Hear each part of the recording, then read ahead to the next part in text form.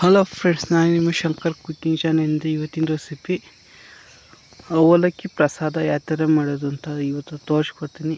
Very ಸಿಂಪಲಾಗಿ ನಾನಿಲ್ಲಿ 200 ಗ್ರಾಮಷ್ಟು paper ಅವಲಕ್ಕಿ ತಗೊಂಡಿದ್ದೀನಿ. ನೀವು ಆದಷ್ಟು ಪೇಪರ್ ಅವಲಕ್ಕಿ ಯೂಸ್ ಮಾಡಿ. ನೆಕ್ಸ್ಟ್ ಒಂದು 1/4 kg ಅಷ್ಟು ಬೆಲ್ಲ ತಗೊಂಡಿದ್ದೀನಿ.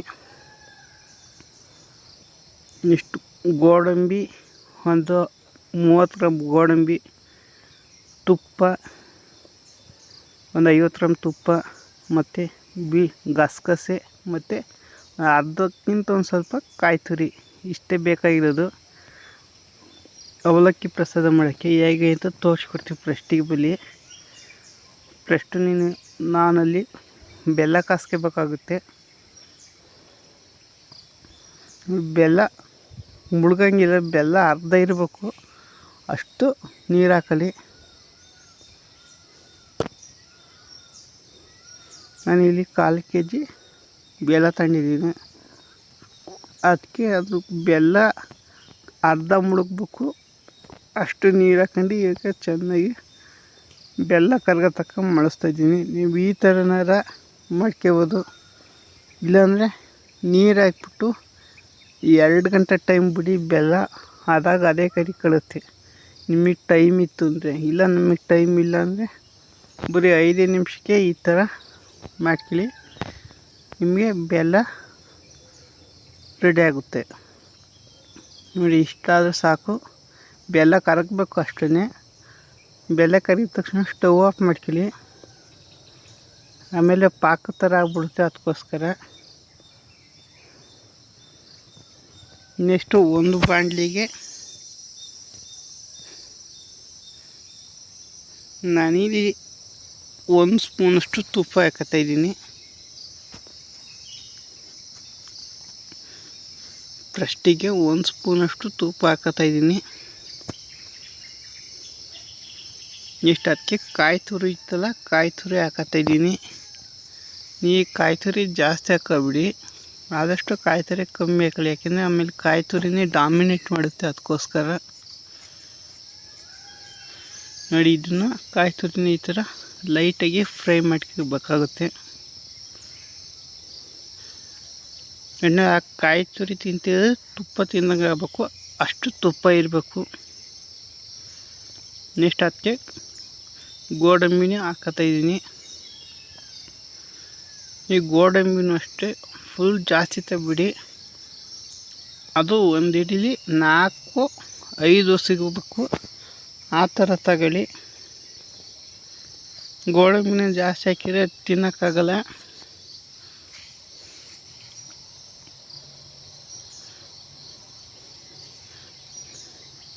ಎಷ್ಟು ಇದಕ್ಕೆ ಗಸಗಸೆ ಹಾಕತ್ತಿದ್ದೀನಿ.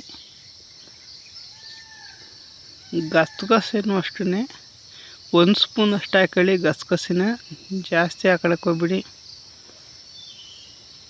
ನಾನಿಲ್ಲಿ 1 ಸ್ಪೂನಿಗಿಂತನೂ ಸ್ವಲ್ಪ ಕಮ್ಮಿ ಅಂದರೆ 3/4 ಸ್ಪೂನ್ ಹಾಕೊಂಡಿದ್ದೀನಿ. ಪರ್ಫೆಕ್ಟಾಗಿ ಆಗುತ್ತೆ.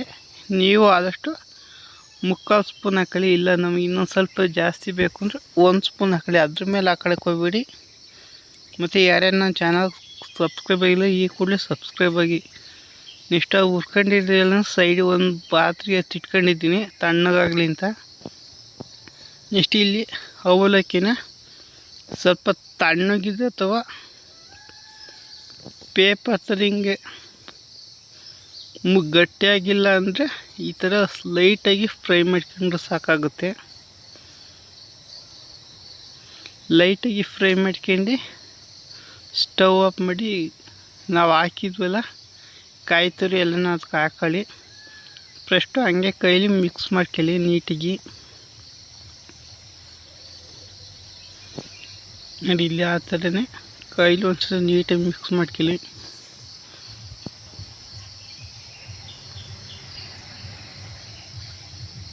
ಮತ್ತು ಯಾರ್ಯಾರು ನನ್ನ ಚಾನಲ್ಗೆ ಸಬ್ಸ್ಕ್ರೈಬ್ ಆಗಿಲ್ಲ ಅಂದರೆ ನನ್ನ ಚಾನಲ್ಗೆ ಕೂಡಲೇ ಪ್ಲೀಸ್ ನನ್ನ ಚಾನಲ್ಗೆ ಸಬ್ಸ್ಕ್ರೈಬ್ ಆಗಿ. ಯಾರೂ ಸಬ್ಸ್ಕ್ರೈಬ್ ಆಯ್ತಾಯಿಲ್ಲ.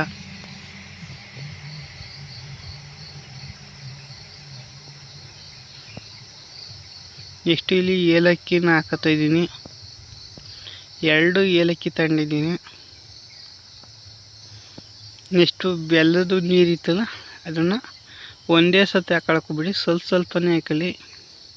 ಯಾಕೆಂದರೆ ಒಂದೇ ಸತಿ ಹಾಕೊಂಡು ಫುಲ್ಲು ನೀರಾದರೆ ಚೆನ್ನಾಗಿ ಬರೋಲ್ಲ, ಅದಕ್ಕೋಸ್ಕರ.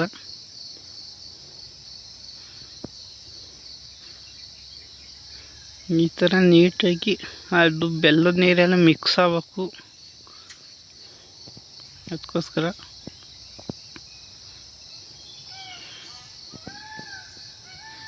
ಎಷ್ಟು ಈಸಿ ಅಂತ ನೀವು ಒಂದ್ಸತಿ ಮನೇಲಿ ಟ್ರೈ ಮಾಡಿ. ಸಂಜೆ ಹೊತ್ತು ಅಥವಾ ಏನಾದ್ರು ದೇವ್ರದ್ದು ಫಂಕ್ಷನ್ ಇದ್ದರೆ ಈ ಥರನೂ ಒಮ್ಮೆ ಟ್ರೈ ಮಾಡಿ, ಹೆಂಗಿರುತ್ತೆ ಅಂತ ಕಾಮೆಂಟ್ ಮಾಡಿ. ನೋಡಿ, ಇಷ್ಟು ಹಾಕೊಂಡಿದ್ದೀನಿ ನೋಡಿ. ನಿಮಗೆ ಅದ್ಭುತವಾದ ಅವಲಕ್ಕಿ ಪ್ರಸಾದ ರೆಡಿ ಆಗುತ್ತೆ. ಯಾರೇ ನನ್ನ ಚಾನಲ್ ಸಬ್ಸ್ಕ್ರೈಬ್ ಆಗಿಲ್ಲ ಅಂದರೆ ಈ ಕೂಡಲೇ ಸಬ್ಸ್ಕ್ರೈಬ್ ಆಗಿ. ಇನ್ನೂ ಇದಕ್ಕಿಂತ ತುಂಬ ಇಂಟ್ರೆಸ್ಟ್ ಆಗಿರೋ ವೀಡಿಯೋ ನಾನು ನಿಮಗೆ ತರ್ತೀನಿ. ಅಲ್ಲಿವರೆಗೂ take care, bye bye, see you. ನನ್ನ ಚಾನಲ್ ಸಬ್ಸ್ಕ್ರೈಬ್